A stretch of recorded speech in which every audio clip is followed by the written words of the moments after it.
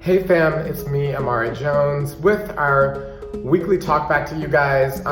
Yes, I'm still dressed in the same clothes as I did the Chase Strangio interview because it's the same day that I actually did the Chase Strangio interview. And I'm actually still in the same place, the wing, where we recorded it. So I hope that you all will go and watch that. That's a really important thing that happened this week. There was a ton of engagement, lots of comments about a purse that I showed, which is very similar to the one that Laverne Cox had when she was standing next to Chase on the red carpet, or when he was standing next to her, I guess, because it was actually her event.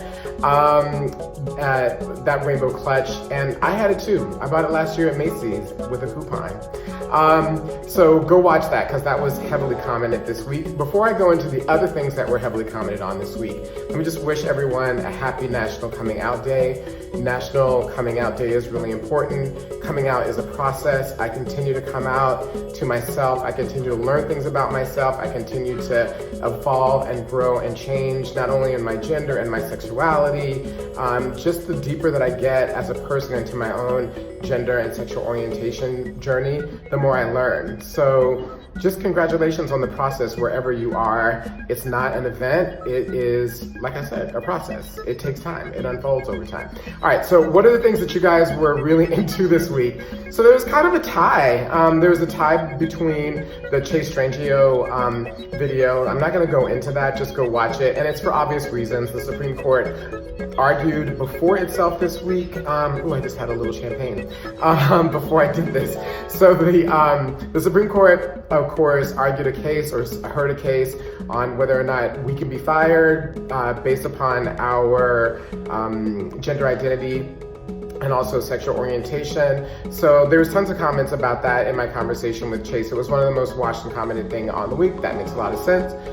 The other two things, though, that kind of tied with that was first a video from Erica Hart and her partner reminding us, everyone, us all, that people, no matter what your gender, can get breast cancer, and showing us how to actually give ourselves a breast exam, which I think is just really important. She continues to be just so brave and so out there and willing to expose herself in ways that is potentially life-saving. And so I think we probably not only responded to the message, but we just continue to be in awe of her bravery and just who she is as a person. And then the third thing that was also equally commented on and equally shared was a post that I put up about just being absolutely enraged last night at the treatment of Black trans women.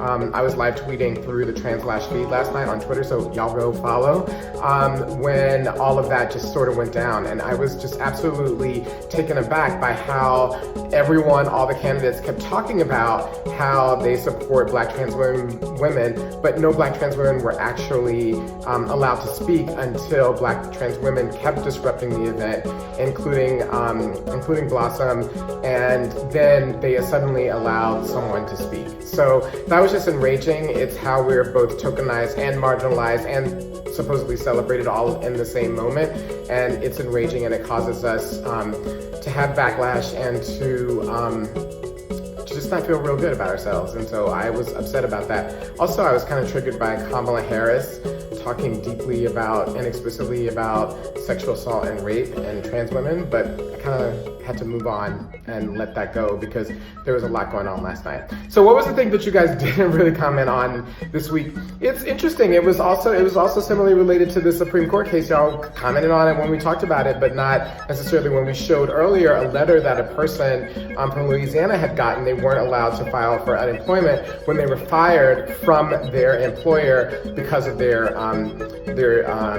gender identity.